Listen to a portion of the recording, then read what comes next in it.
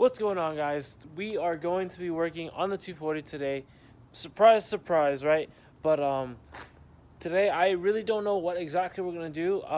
Right now we're gonna work on taking the rest of the steam glue stuff from the windshield and all the windows off. That way they can be a nice clean surface. But let me show you guys what I'm talking about really. So you guys know the windshields and windows are glued on. I already got when I primered the whole car, I got rid of all of that here. But I didn't get rid of it for the rear windshield. You can still see it's there. And for the front, I didn't get rid of it either. I was like, you know what, it's gonna get covered anyways, you won't see it, whatever, I really don't care. But I have nothing else to do right now while I'm waiting for it to get painted next week, I believe. So in the meantime, I was thinking about it, and it makes no sense for me to keep this when I've done above and beyond for all the other stuff. I might as well just get all this off anyways. That way when we paint it, it's painted directly on this, and there's not this rubber seam stuff in the way. So let's go ahead and I'm just going to do that real quick and see what else we can do today. And the easiest way to do it is obviously a wire wheel. This stuff was really thick. I used the razor blade to cut it down for the most part. But yeah, wire wheel and the drill is best suited. I wish I had like the circle wire wheel, but this works well too. So let's go ahead and just zap it through. Great and all for the bottom side of the windshield, but when it comes to the pillars and up there, it's getting it here and there, but not really in there. So I'm gonna go ahead and jump over to O'Reilly's real quick and get the circle wire wheel. That way we can get into these corners a lot better than with that. So let's go ahead and jump to O'Reilly's and come right on back. You have any plans for New Year's? No, we're gonna kind of play it by ear. Just chilling. Yep. Just stay safe, like, no matter, like, what people, like, drive. Exactly. It's really bad, so it's, like, better to stay home. Exactly. We're gonna find a place for them to get there, and we're just gonna chill there. Yeah, just stay there, and then everyone just stay over, have a good time. Yep. I agree. She's a nice lady. Have a good one, thank you. Mm-hmm. So I went back in real quick, got a venti cup of ice and a straw. So when we get home, we're gonna throw this in the fridge so it cools down, and we can throw it in the ice. All right, we're back home. So at O'Reilly's, we picked up our Wrinkle Plus VHC paint, Wrinkle Black. You guys already know the deal with that. And we also picked up the wire wheel, which is what we intended to get there anyways. Let me show you guys why I needed the Wrinkle Black in the first place. A few videos ago, we painted all this stuff Wrinkle Black. Cleans it up a little bit, gives it a little bit of a different look. I like it a lot better than originally how I had it, was this oxidized aluminum stuff. So it looks a lot better now, and I personally like the whole black piping look. But we did that with the idle air control valve thing, and I decided to delete that after the fact. So now there's nothing there. I bought the drift motion block off plate. Yes, I could have made the plate myself, but I figured I might as well just get something that looks a little cooler and support drift motion. So why not, right? But that plate is like machined aluminum, and it's silver, and it won't match this. So where'd it go? Oh, it's over there. But we got the Wrinkle Black, so we can go ahead and paint that to match. That way when we bolt it on, everything looks identical and nothing looks off. So let's go ahead and we'll take care of that later, but first, let's go back to this. All right, so up front, as you can see, we got all the seam sealer or windshield seal thing off of the front. Sides, I already told you guys I did that before. We also got it all off on the rear. We dusted it off, sprayed some degreaser, and cleaned it all up. So right now, we're gonna go ahead and spray some primer, just so all this exposed metal doesn't rust over before we get it painted. So let's cut to that. Coffee has cooled down.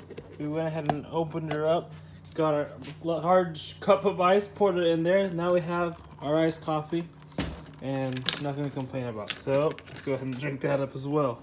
All right, now that you take a look at it, no more exposed metal, no more rubber seal stuff. Everything's all primered up. So we're about done with that. I'm gonna let that dry. That way we can sand it down smooth so it's not such a rough edge and you can't tell the difference between the layers. But yeah, let's go ahead and let that dry, and we'll hop into whatever we have next that we can do. So let's go ahead and think about that. Let's go ahead and do this part now with the Wrinkle Black that I was saying. So we have this piece here. This is the piece that we need to spray black, that way it matches the rest of the intake manifold. And we got the hardware bolts right here. This part is more parts for the 240 that we will get to later, but we're not quite ready for that yet, so it's gonna stay stashed here with the rest of the parts. As you guys can see, we have a couple of boxes of things, a bunch of boxes of things, and there's more in the garage, and there's more in the shed that you guys saw before. So yeah, oh yeah, we're filming with a different phone now, but let's go ahead and get to this. If you guys don't know, wrinkle black is very iffy. Not iffy, but it needs heat to actually start to wrinkle up. If it doesn't have any heat, it kind of won't wrinkle and it'll just stay this weird texture. So because I have no idea where my heat gun is, I think it might be at Evan's house, and my torch is at the shop, and I don't have access to either right now. We have to compromise a little bit, and stove is on, vents on, so the house don't smell like paint. And we are holding this above the fire. My hand is burning up right now, but you gotta do what you gotta do, right? To make sure you can do car stuff. Ah, this is hot. Alright, I'm gonna set you guys down. And I don't know if I showed you guys this yet, but we got the B pillar gussets welded in. So now the cage is tied into the A pillars and the B pillars. Chassis is all nice and stout now. We also cut out the hydro bracket that we welded onto the chassis. And you can see we got these 1, 2, 3, 4, 5, 6, 7 bolts here. How we ended up cutting it off and redoing it because my tranny tunnel was too flimsy. You can see it was flexing that. So we got a 1/4-inch steel, and we got a big old plate that goes across this whole thing, and we bolted it down. That way it's still removable, but it has a nice thick base plate that it can go onto, so this thing does not flex anymore. And I'll show you guys what that looks like in a little bit. But yeah, little chassis update. Everything's all stitch welded now, like you guys saw, and B pillars are on. This is chopped off, just in case I forgot to remind you guys.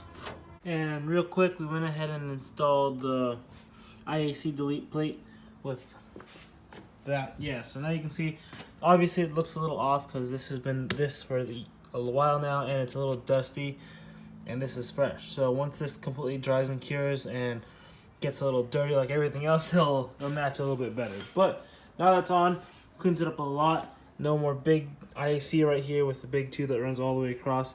We do have to figure out a way to cap this off. But in the meantime, that is on, and we are through with that. Alright, well, I'm just going to go ahead and close you guys out here. I got a few things done. Minor things, but things that are very important in the long run, I feel like. Got all the seam sealer, not seam sealer, but all like the window sealer stuff off. That way it's a clean surface to paint on. Got all the rust off of the engine bay stitch weld stuff. We got the IAC done and a few other things. But yeah, that being said, thank you guys for watching. Thank you guys for sticking around. I don't know what this video or how long this video is going to end up being, but nonetheless, it's a video for you guys. You guys are still updated, and that's my main goal. So thank you guys for watching. Peace out, and I'll see you guys on the next one.